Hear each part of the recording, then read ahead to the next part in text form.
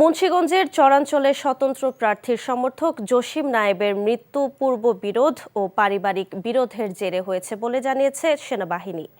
দুপুরে সংবাদ সম্মেলন করে এই তথ্য জানান লেফটেন্যান্ট কর্নেল আকিব জাবের। এখন পিরিয়ড হোক রেগুলার বা হেভি, প্রয়োজন মতো কনফিডেন্স আছে রেডি। Play with confidence. তিনি জানান, নিহত জসিম নায়েবের সাথে প্রতিপক্ষ ডক্টর নাসির গ্রুপের পূর্ব বিরোধ ছিল। নির্বাচনের পর জসিমের বাড়িতে নাসির ও তার লোকজন যায়। এক পর্যায়ে কথা কাটাকাটির জেরে জসিমের বাড়িতে নাসির পক্ষ অতর্কিত হামলা চালায়। পরে তাকে উদ্ধার করে হাসপাতালে নেওয়া হলে জসিমের মৃত্যু হয়। এ ঘটনায় জড়িতদের গ্রেফতার চেষ্টা চলছে।